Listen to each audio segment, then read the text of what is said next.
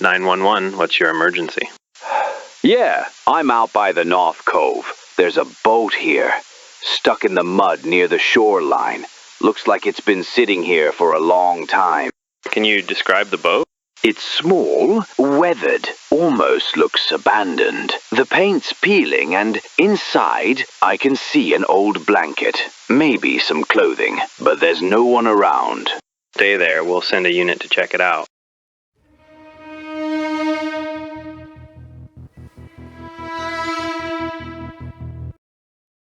In 1987, a grandmother's promise to teach her grandson to fish became a family's worst nightmare. We all fear losing the ones we cherish most, watching helplessly as time erases their memory. But what happened to Dorothy and little Michael that summer day? Why did investigators overlook crucial evidence for 2 decades? And what did that fisherman discover 20 years later that changed everything? What he found wasn't just their boat. It was something that would haunt him forever. The morning of June 15th started like any other summer day in rural Michigan. Dorothy Henderson, 72 years old, had raised 5 children and buried her husband just 2 years before. But she wasn't the type to sit around feeling sorry for herself. Her grandson, Michael, only 9 years old, was visiting for the summer, and Dorothy had big plans. Michael lived in the city with his divorced mother, rarely getting a chance to experience the outdoors his grandmother loved so much. Dorothy owned a small aluminum fishing boat and knew every inch of Pine Lake like the back of her weathered hands. She had promised Michael they would spend his visit learning to fish, just like she had taught his father decades earlier. That Tuesday morning, neighbors saw Dorothy loading fishing gear into her old blue pickup truck. Michael bounced around excitedly, wearing the new life jacket his grandmother had bought him the day before. The bright orange vest made him look even smaller than his 9 years. Dorothy waved to Mrs. Patterson next door, calling out that they'd be back by dinner with a mess of fish. It was the last time anyone would see them alive, or so everyone thought. Pine Lake stretched across nearly 3,000 acres of pristine Michigan wilderness. Fed by underground springs and surrounded by dense forest, it was the kind of place where city folks came to escape the noise and stress of modern life. Dorothy had been fishing these waters since she was Michael's age, taught by her own grandfather during the Great Depression. The lake was known for its excellent fishing. Bass, pike, and walleye thrived in its clear, cold waters. But Pine Lake also had a reputation among locals for being unpredictable. Sudden storms could whip up dangerous waves, and the thick forest made it hard for rescue teams to search thoroughly.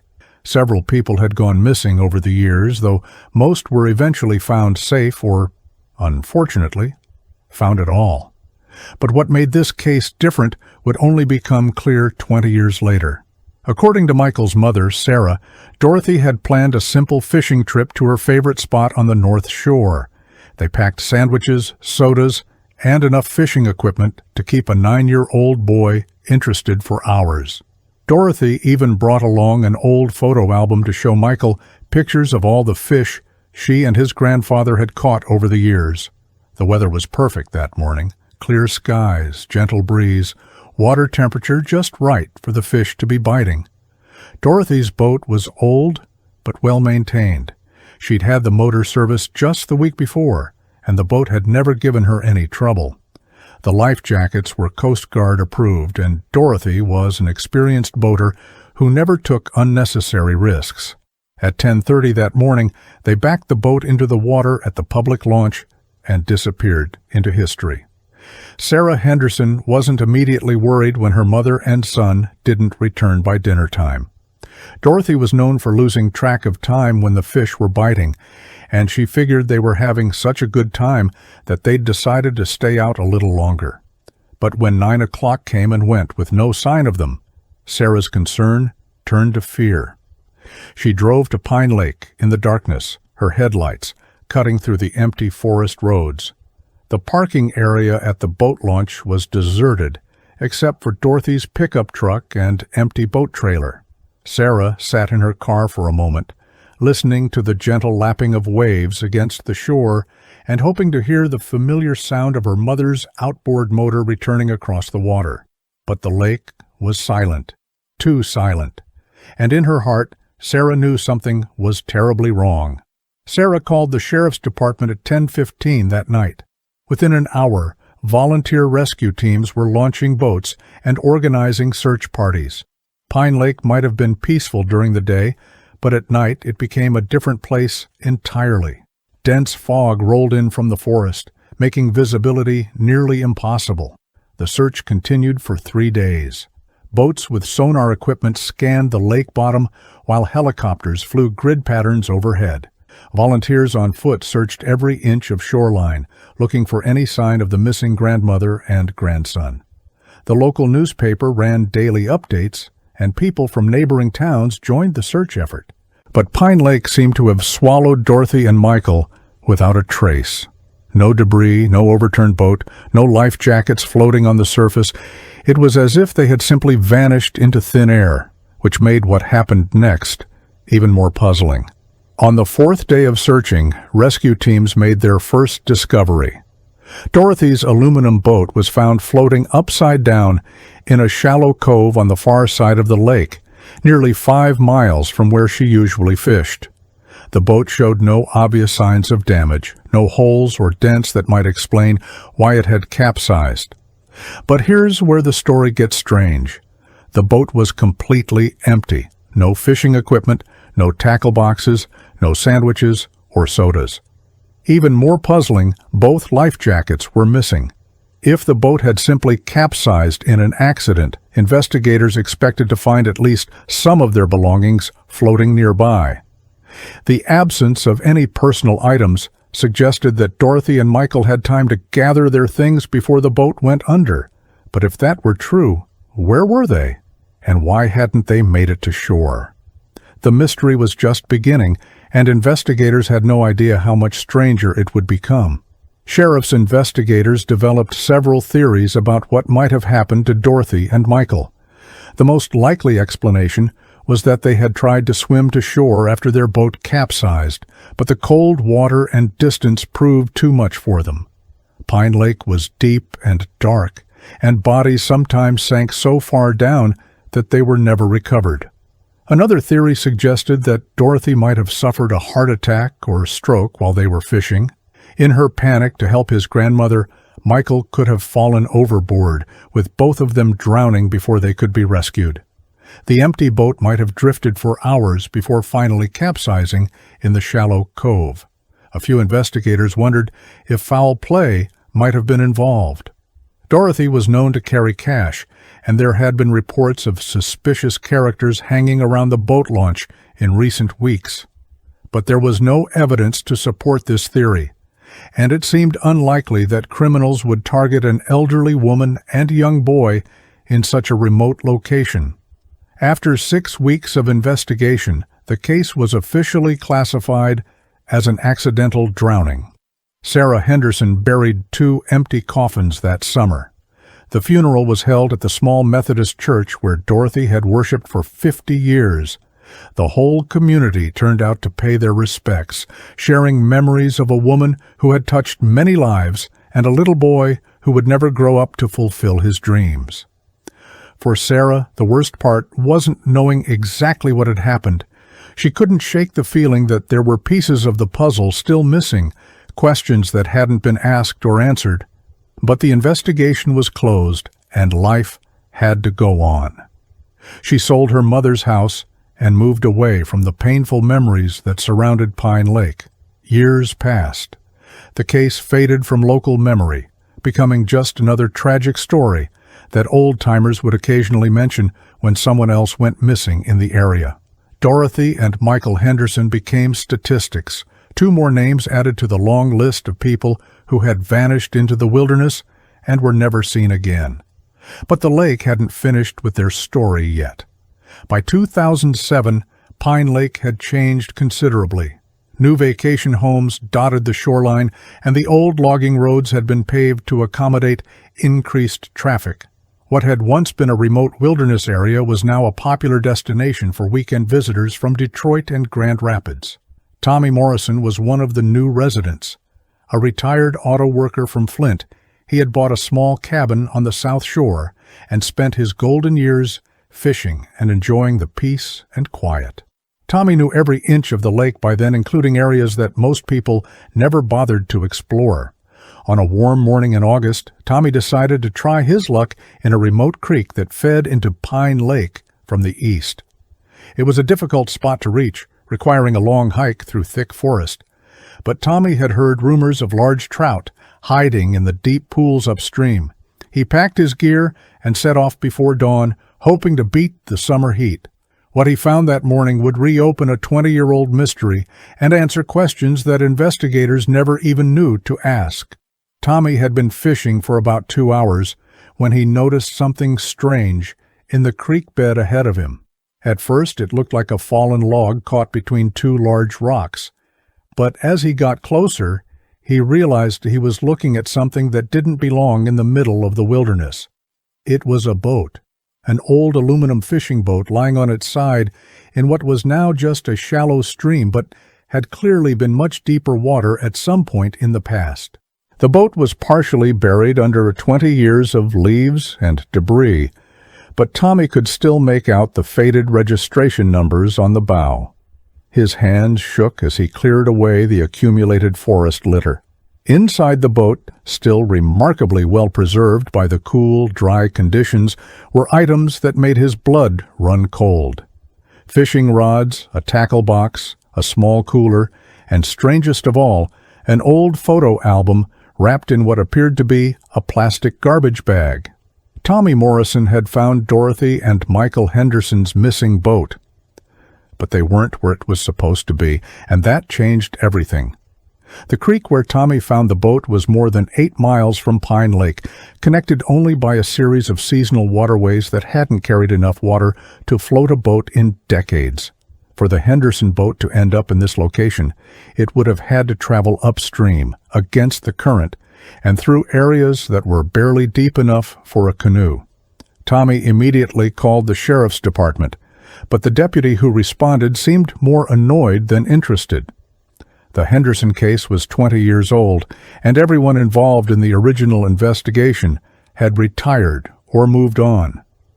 The official conclusion remained unchanged: accidental drowning, case closed. But Tommy couldn't let it go.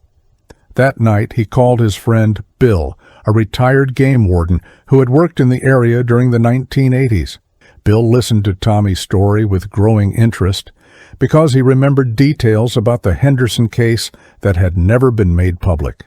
Details that made the discovery of their boat in that remote creek impossible to explain away. Bill Patterson had been one of the search volunteers in 1987. As a game warden, he knew Pine Lake and its surrounding waterways better than almost anyone. He also knew that the creek where Tommy found the boat had been completely dry during the summer of 1987 due to an ongoing drought that had lasted nearly 2 years. Even if Dorothy and Michael had somehow made it to that creek, there wouldn't have been enough water to float their boat. And the creek was separated from Pine Lake by more than 3 miles of dry land, thick forest, and rocky terrain that would be impossible to cross with a boat. Bill had another piece of information that made the discovery even more puzzling.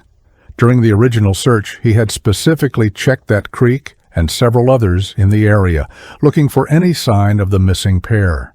The creek had been bone dry, with no indication that it had carried significant water in months. So how did an aluminum fishing boat end up in a place where it couldn't possibly have traveled on its own? Bill Patterson convinced Tommy to preserve the scene and contact a private investigator named Janet Cross, who specialized in cold cases.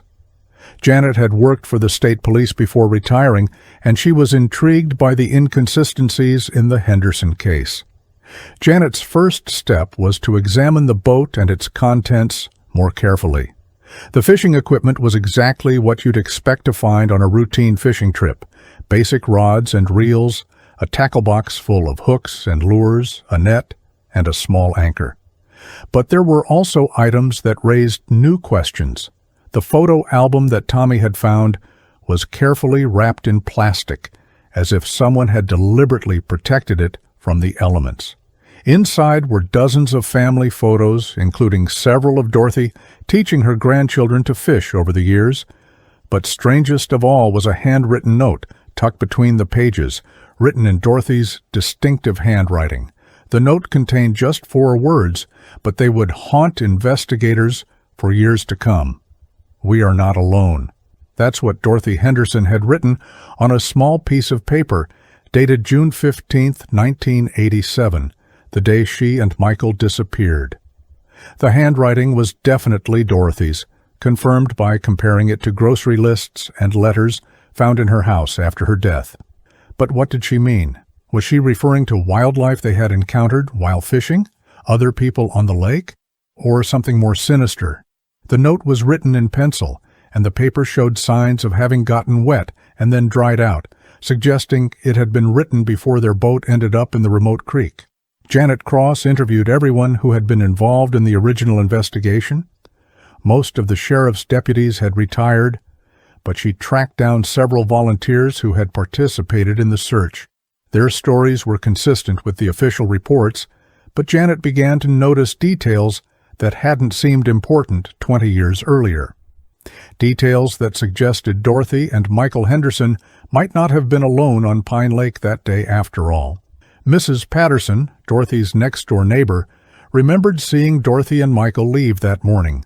But she also remembered something else, a dark-colored pickup truck that had been parked near the boat launch when she drove past later that day.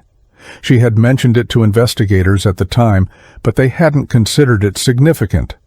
A fisherman named Roy Jenkins had been on Pine Lake the morning of June 15th, fishing from shore about a mile from Dorothy's usual spot.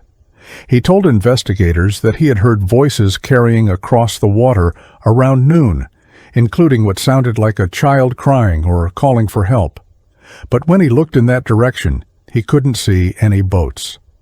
Most intriguingly, a teenage boy named Danny Walsh had been riding his dirt bike on trails near the lake that afternoon. He claimed to have heard an outboard motor running long after most people had gone home for dinner. Danny said the motor sounded like it was struggling, as if the boat was being pushed too hard or running in shallow water. These witness accounts had been noted in the original investigation, but no one had connected them to form a larger picture.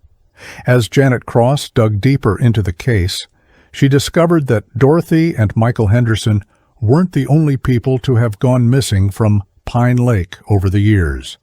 Between 1985 and 1989, 3 other boating incidents had occurred in the area, all with similar characteristics.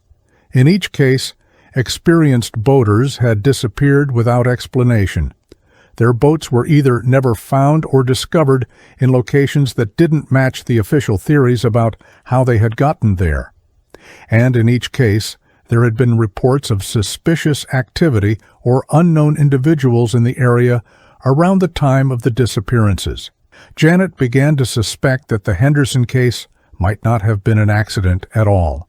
But proving foul play after 20 years would require more than just circumstantial evidence and witness accounts that had grown fuzzy with time. She needed to find out how Dorothy's boat had ended up in that remote creek, and more importantly, what had really happened to Dorothy and Michael Henderson on that summer day in 1987. Janet's breakthrough came when she researched weather patterns and water levels for the late 1980s. The drought that had dried up the creek where Tommy found the boat had also lowered Pine Lake by nearly 4 feet during the summer of 1987. This meant that large areas of the lake bottom were exposed, creating temporary land bridges and revealing features that were normally underwater. More importantly, the drought had uncovered a series of old logging roads that had been submerged when Pine Lake was created in the 1940s. These roads connected different parts of the lake system and would have been accessible to someone with a 4-wheel drive vehicle and a boat trailer. Janet theorized that someone might have used these exposed roads to transport Dorothy's boat from Pine Lake to the remote creek where it was eventually found. But this would have required local knowledge of the area and access to specialized equipment. It wasn't something that could have been done on impulse. This suggested that what happened to Dorothy and Michael Henderson had been planned in advance. Janet's investigation led her to examine who had been living in the area during 1987 and who would have had the knowledge and means to move a boat across several miles of rough terrain. She focused on people with criminal records, particularly those involving violence or property crimes. One name kept appearing in her research: Earl Hutchins, a local man who had been arrested several times for theft and assault during the 1980s. Hutchins owned property near Pine Lake and was known to have financial problems. Several witnesses remembered seeing him around the boat launch in the days before Dorothy and Michael disappeared. Hutchins had been questioned briefly during the original investigation, but he had an alibi for the morning of June 15th. He claimed to have been working on his truck at a local garage, and the mechanic confirmed his story, but Janet discovered that the mechanic, Pete Sullivan, had been arrested for insurance fraud just 2 years after the Henderson disappearance. This raised the possibility that Hutchins' alibi might have been fabricated, and that there might have been a conspiracy involving multiple people. Pete Sullivan was still alive in 2007, though he was battling cancer and living in a nursing home in a neighboring county. When Janet Cross visited him, she found a broken man who seemed eager to unburden himself of old secrets. Sullivan admitted that he had lied about Earl Hutchins being at his garage on June 15, 1987. Hutchins had approached him weeks before the Henderson disappearance, offering to pay him $500 to provide false testimony about his whereabouts. At the time, Sullivan needed money for his struggling business and didn't think the lie would hurt anyone. But Sullivan's story raised as many questions as it answered. If Hutchins hadn't been at the garage, where was he? And why did he need an alibi for that specific day if he wasn't planning something illegal? Most importantly, what had happened to Dorothy and Michael Henderson, and why had their boat ended up in that remote creek?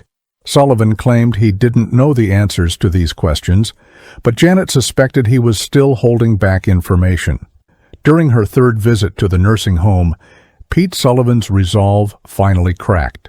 Facing his own mortality and haunted by 20 years of guilt, he told Janet Cross a story that would change everything about the Henderson case. According to Sullivan, Earl Hutchins hadn't acted alone. He had been part of a small group of local men who had been stealing boats and equipment from Pine Lake for several years. They would wait for tourists or out-of-town visitors to launch their boats, then follow them to remote areas where they could rob them without witnesses. Dorothy and Michael Henderson had been intended as routine victims. Hutchins and his partners had seen an elderly woman and young boy as easy targets, expecting to steal their boat and equipment and leave them stranded but unharmed on one of the lake's many islands. But something had gone wrong that day, something that had turned a simple robbery into a double murder. Sullivan's story became more disturbing as he continued. According to his account, Hutchins and 2 other men, brothers named Carl and Dave Morley, had approached Dorothy's boat around midday on June 15th. Their plan was to threaten her with weapons, take her boat and equipment, and leave her and Michael on a small island where they would eventually be found by search teams. But Dorothy Henderson had not been as helpless as they expected. Sullivan said that Dorothy had recognized one of the men and called him by name, making it impossible for them to simply rob her and leave. She had also fought back, trying to protect her grandson, and refusing to cooperate with their demands. In the struggle that followed, Michael had fallen overboard. Dorothy had jumped in after him, and both had drowned while the 3 men watched in horror.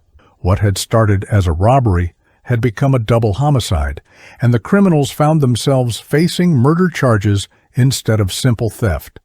That's when they decided to cover up what had really happened.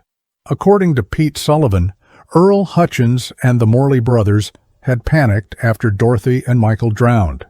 They couldn't call for help without admitting to the robbery, and they knew that 2 deaths would result in serious prison time, even if they hadn't intended to kill anyone. So they had made a series of decisions that turned their crime into one of the most elaborate cover-ups in local history. First, they had searched the area until they found the bodies of Dorothy and Michael, then loaded them into their own boat along with all the evidence from Dorothy's boat. They had taken everything to a remote location deep in the forest where they buried Dorothy and Michael in unmarked graves. Then they had used the old logging roads that the drought had exposed to transport Dorothy's boat to the distant creek where Tommy Morrison would find it 20 years later. The plan was to make it look like Dorothy and Michael had simply vanished with no evidence to suggest foul play. And it had worked perfectly for 2 decades. Janet Cross pressed Sullivan for more details about where Dorothy and Michael had been buried. Sullivan claimed that he hadn't been directly involved in the cover-up, but he had overheard Hutchins and the Morley brothers discussing their plans in his garage several days after the disappearance. According to Sullivan, the burial site was somewhere in the state forest northeast of Pine Lake, near an old logging camp that had been abandoned since the 1960s. The men had chosen the location because it was far from any hiking trails or areas where people might accidentally discover the graves. Sullivan also revealed another disturbing detail. The men had buried Dorothy and Michael with their life jackets still on, which explained why the jackets had never been found floating in the lake. This detail had never been made public, lending credibility to Sullivan's story. But when Janet tried to get more specific information about the burial location, Sullivan claimed that his memory was fuzzy and that the cancer medication was affecting his ability to think clearly. Janet suspected he was still protecting someone, even after all these years. Janet Cross began investigating Carl and Dave Morley, the 2 brothers that Pete Sullivan had named as Earl Hutchins' partners in the robbery and cover-up. What she found made the case even more complex and disturbing.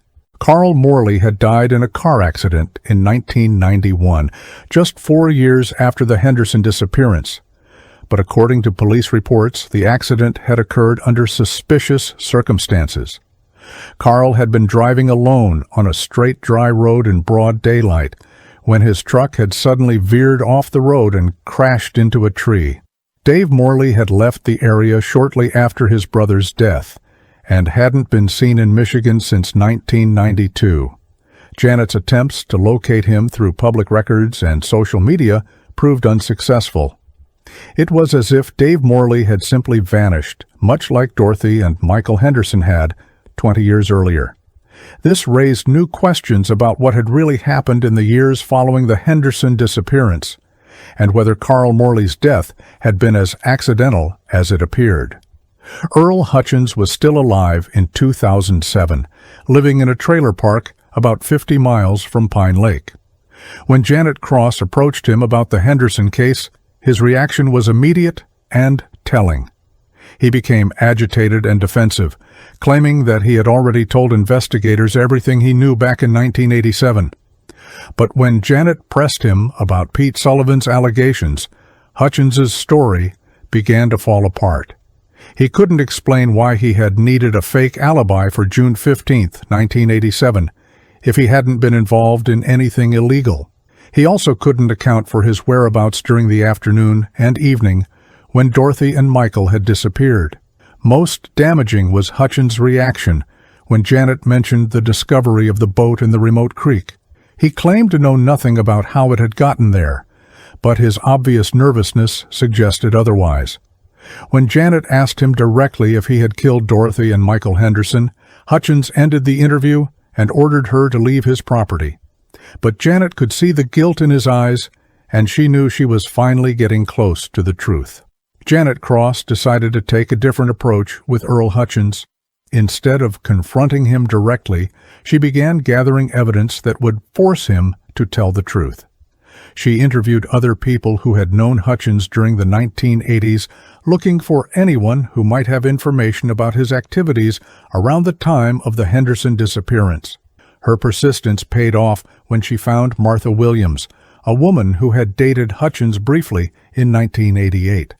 Martha remembered Hutchins talking in his sleep, often mumbling about the old lady and the boy, and asking for forgiveness. She had assumed he was having nightmares about something he had seen on television, but now she wondered if the dreams had been about something much more real.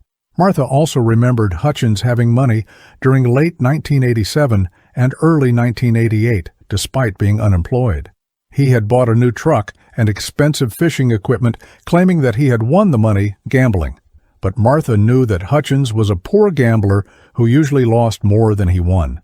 The evidence was circumstantial, but it was building a compelling case against Earl Hutchins and his alleged partners. Armed with Pete Sullivan's general description of the burial site, Janet Cross convinced local authorities to conduct a limited search of the state forest northeast of Pine Lake. Using ground-penetrating radar and cadaver dogs, the search team focused on areas near the abandoned logging camp that Sullivan had mentioned. The search took 3 days and covered several square miles of dense forest.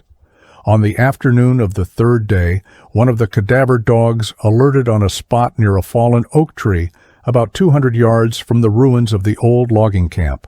When investigators carefully excavated the area, they found what they had been looking for, the skeletal remains of an adult and a child, both wearing the remnants of bright orange life jackets.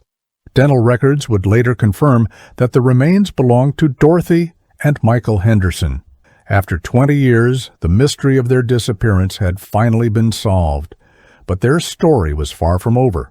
The discovery of Dorothy and Michael's remains provided investigators with physical evidence that supported Pete Sullivan's account of what had happened in 1987.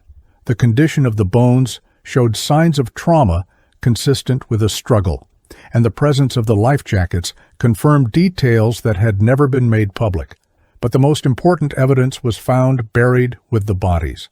Dorothy's purse, which contained her driver's license, credit cards, and $63 in cash, proved that robbery had been the motive for the crime. If Dorothy and Michael had simply drowned in a boating accident, the purse would never have been buried with them. Even more significant was the discovery of a small tape recorder in Dorothy's purse. The device had been damaged by 20 years in the ground, but forensic experts were able to recover portions of the recording. What they heard would provide the final piece of the puzzle in the Henderson case, and it would reveal that Dorothy Henderson had been even braver than anyone had imagined. The tape recorder had been a gift from Dorothy's daughter Sarah, intended to help her mother preserve family stories and memories for future generations. Dorothy had apparently been using it to record her fishing trip with Michael, capturing their conversations and the sounds of their day on the lake. The recovered audio was fragmentary and difficult to understand, but investigators could make out several key segments. In one section, Dorothy could be heard teaching Michael how to cast his fishing line, patiently encouraging him as he struggled with the technique. Their laughter and easy conversation painted a picture of a grandmother and grandson enjoying a perfect summer day. But the tone of the recording changed dramatically in the final segments. Dorothy's voice became tense and frightened as she described 3 men in another boat who were following them. She could be heard telling Michael to put on his life jacket and stay close to her. The last clear words on the recording were Dorothy saying, "I know who you are, Earl Hutchins. Your mother would be ashamed."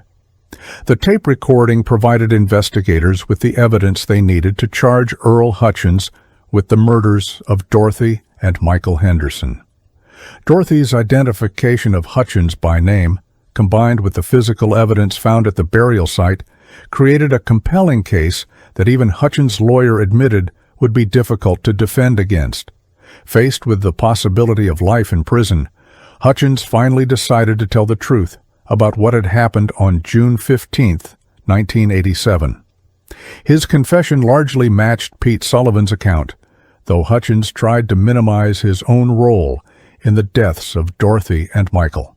According to Hutchins, the plan had been to rob Dorothy and leave her stranded but unharmed on one of the lake's islands. But when Dorothy recognized him and threatened to report him to his mother, Hutchins had panicked. In the struggle that followed, Michael had fallen overboard, and Dorothy had drowned trying to save him. Hutchins claimed that both deaths had been accidental and that he had never intended to hurt anyone. But investigators weren't convinced by his version of events. Earl Hutchins was charged with 2 counts of first-degree murder in the deaths of Dorothy and Michael Henderson. The trial began in the spring of 2008, more than 20 years after the crime had been committed. The prosecution presented a compelling case based on the physical evidence found at the burial site, the tape recording from Dorothy's purse, and testimony from Pete Sullivan about Hutchins' need for a false alibi.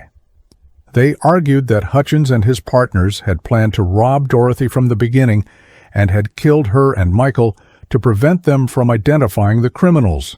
The defense tried to argue that the deaths had been accidental and that Hutchins had only helped cover up the crime out of fear. They pointed to the lack of evidence linking Hutchins directly to the murders and suggested that Carl and Dave Morley had been the actual killers. But the jury was convinced by the prosecution's case, particularly by Dorothy's brave attempt to record evidence of the crime even as she faced mortal danger. After deliberating for 2 days, the jury found Earl Hutchins guilty on both counts of first-degree murder. He was sentenced to life in prison without the possibility of parole, bringing some measure of closure to a case that had haunted Pine Lake for over 2 decades.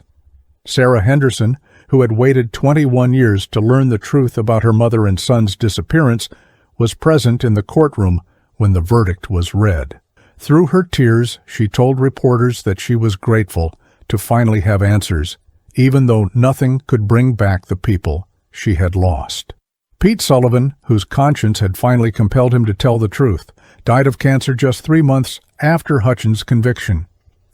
He had lived long enough to see justice served, though he never fully forgave himself for his role in helping a murderer escape justice for so many years. The case officially ended with Hutchins' conviction, but questions remained about the fate of Dave Morley and whether other crimes might have been committed by the same group of men. Despite Earl Hutchins' conviction, several aspects of the Henderson case remained unresolved. Dave Morley was never found, despite extensive efforts by law enforcement agencies across multiple states. Whether he was dead, hiding, or living under an assumed identity remains unknown to this day. The circumstances surrounding Carl Morley's death in 1991 were never fully investigated, even though the timing seemed suspicious. Some investigators wondered if Carl had been planning to confess to his role in the Henderson murders and had been silenced by his partners in crime. There were also questions about whether Dorothy and Michael Henderson had been the only victims of the robbery ring that operated around Pine Lake in the 1980s. Janet Cross identified several other disappearances and unexplained accidents that shared similar characteristics, but there wasn't enough evidence to pursue additional charges. The discovery of Dorothy's boat in that remote creek had solved one mystery, but it had also revealed how much investigators still didn't know about what had happened in those dark woods 20 years earlier. Pine Lake returned to its peaceful existence after Earl Hutchins' trial ended, but locals say it was never quite the same. The knowledge that 2 innocent people had been murdered in its waters and buried in the surrounding forest cast a shadow over what had once been considered a safe haven from the troubles of the modern world. Tommy Morrison, the fisherman who had discovered Dorothy's boat, became something of a local celebrity for his role in solving the case. But he told friends that he couldn't look at that remote creek without thinking about Dorothy and Michael Henderson and the terror they must have felt in their final moments. New safety measures were implemented at the boat launch, and local law enforcement increased patrols during busy summer weekends. But everyone knew that determined criminals could still find opportunities to prey on innocent people who just wanted to enjoy a day on the water. The Henderson case served as a reminder that evil could lurk anywhere, even in the most beautiful and seemingly peaceful places. In the years following Earl Hutchins' conviction, Dorothy Henderson's family worked to ensure that she and Michael would be remembered for more than just the tragic way they died.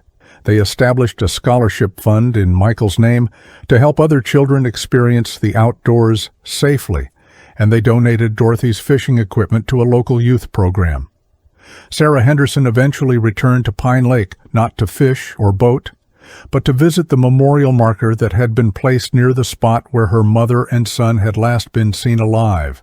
She said that being there helped her remember the happy times they had shared, rather than focusing only on the tragedy that had ended their lives. The case also inspired changes in how missing person investigations are conducted in rural areas. The discovery that Dorothy's boat had been deliberately moved to mislead investigators led to new protocols for searching remote areas and questioning witnesses more thoroughly about suspicious activity. But perhaps Dorothy's greatest legacy was the courage she had shown in her final moments, when she had the presence of mind to record evidence that would eventually bring her killer to justice. Tommy Morrison continued to fish Pine Lake for several more years, but he never returned to the creek where he had found Dorothy's boat. He said that the discovery had changed his relationship with the wilderness, making him more aware of the dark secrets that nature could hide beneath its beautiful surface. Tommy often wondered what might have happened if he had chosen a different creek that morning in 2007. Would Dorothy and Michael Henderson's bodies still be lying in unmarked graves? Would Earl Hutchins have taken his secrets to his own grave, leaving their family without answers forever? The random nature of his discovery troubled Tommy in his later years. It seemed impossible that pure chance had led him to that specific spot after 20 years of searching by professional investigators. Sometimes he wondered if Dorothy herself had somehow guided him there, determined that the truth would eventually come to light. Friends said that Tommy never talked about the case without getting emotional, as if finding that boat had connected him permanently to the tragedy that had unfolded so many years before. Janet Cross, the private investigator who had reopened the Henderson case, said it was the most challenging and rewarding work of her career. The complexity of unraveling a 20-year-old cover-up had tested every skill she had developed during her years in law enforcement, but Janet also admitted that the case had taken a personal toll on her. Learning the details of how Dorothy and Michael had died and imagining their terror in those final moments had given her nightmares that lasted long after Earl Hutchins' conviction. The success of the Henderson investigation led to Janet being contacted about other cold cases in the region. She discovered a pattern of unsolved disappearances and suspicious accidents around remote lakes and rivers, suggesting that Dorothy and Michael might not have been the only victims of similar crimes. However, most of these other cases lacked the crucial evidence that had made the Henderson investigation successful. Without bodies, physical evidence, or witnesses willing to come forward, they remained frustratingly unsolved. The Pine Lake community struggled to come to terms with the revelation that a double murder had occurred in their peaceful corner of the world. Many residents had known Earl Hutchins personally, and they found it difficult to reconcile the man they remembered with the cold-blooded killer he had proved to be. Local business owners worried that the negative publicity might drive away tourists and vacation home buyers who provided much of the area's economic support. But they also recognized the importance of remembering Dorothy and Michael Henderson and ensuring that their deaths had not been in vain. An annual memorial fishing tournament was established in Dorothy and Michael's honor, with proceeds going to water safety education and youth fishing programs. The event became popular with both locals and visitors, keeping their memory alive while promoting the positive aspects of outdoor recreation. The tournament also served as a reminder that vigilance and community awareness were essential for preventing similar tragedies from occurring in the future. Even after Earl Hutchins's conviction and imprisonment, Questions about the Henderson case continued to haunt those who had been involved in solving it. The fate of Dave Morley remained unknown, leaving open the possibility that at least one of the killers had escaped justice entirely. The discovery of Dorothy's tape recording had provided crucial evidence, but it had also raised disturbing questions about her final moments. How long had she known that she and Michael were in danger? Had she realized that they were going to die, or had she hoped until the end that they might somehow escape? The courage Dorothy had shown in trying to document the crime, even as her own life hung in the balance, inspired those who learned her story. But it also served as a chilling reminder of how quickly a peaceful summer day could turn into a nightmare beyond imagination. Perhaps most haunting of all was the knowledge that if Tommy Morrison had chosen to fish somewhere else that morning in 2007, Dorothy and Michael Henderson might have remained lost forever, their story untold and their killer unpunished. Some secrets, it seems, are too important to stay buried, even when they're hidden in the deepest, darkest corners of the wilderness. And sometimes, after 20 long years of silence, the truth finds a way to surface, carried on the current of a forgotten stream that refuses to let the past remain hidden. The question that lingers even now is whether there are other secrets still waiting to be discovered in the quiet waters and shadowed forests around Pine Lake, and whether the families of other missing souls will ever find the answers they desperately seek. The disappearance of Dorothy and Michael Henderson remains one of the most haunting unsolved mysteries of the 1980s, demonstrating how missing persons cold cases can be solved decades later through persistence and chance discovery. This suspenseful vanished person story shows that families who disappeared without a trace may still find justice, even when victims vanished without explanation years ago. The crime investigation revealed how mysterious disappearances can hide darker truths beneath seemingly peaceful wilderness settings. While this cold case was finally solved after 20 years, countless other missing person cases from that era remain open, leaving families searching for answers about loved ones who simply vanished one day and never returned home.